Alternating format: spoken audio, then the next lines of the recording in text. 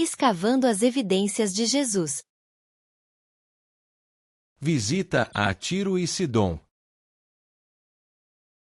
A província romana da Síria foi estabelecida em 64 a.C., e Tiro era uma das cidades mais importantes, com seu porto e comércio, incluindo a famosa tintura púrpura de Tiro, feita a partir do molusco marinho murex. A imagem mostra colunas antigas do porto egípcio submerso de Tiro, no sul do Líbano, com o horizonte da cidade moderna ao fundo. A imagem mostra púrpura tíria, extraída de caramujo murex. Embora Antioquia fosse a capital da província, as cidades antigas de Tiro e Sidom ainda eram influentes no século I, e Jesus visitou a região de Tiro e Sidom pelo menos uma vez. A imagem mostra Sidom, Líbano, vista da nova parte da cidade a partir do Castelo do Mar. Escavações em Tiro revelaram uma grande estrada e muitas tumbas da época de Jesus, e tumbas do mesmo período também foram descobertas em Sidom. Embora a região fosse majoritariamente pagã, alguns seguidores de Jesus vieram de lá, talvez por causa de uma visita anterior ou porque as notícias sobre os ensinamentos e milagres de Jesus haviam se espalhado para o norte.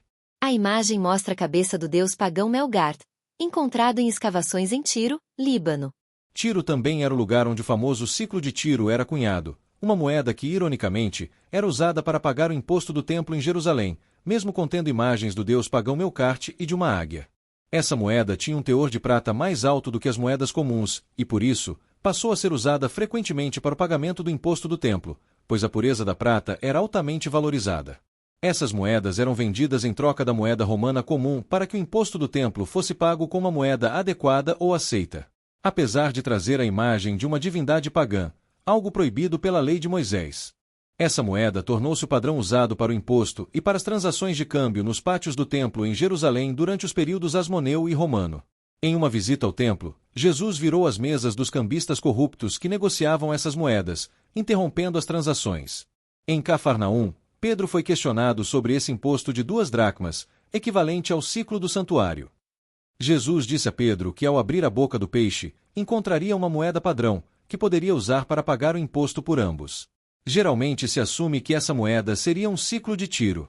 Embora a passagem indique que Jesus provavelmente não estava pagando esse imposto adicional anteriormente, ele escolheu que Pedro pagasse por ambos naquela ocasião para não causar escândalo aos cobradores de impostos. A imagem mostra um shekel prateado de Tiro representando o deus pagão Melkart, e do outro lado da moeda uma águia. Deixe seu like, comente, compartilhe e inscreva-se no canal.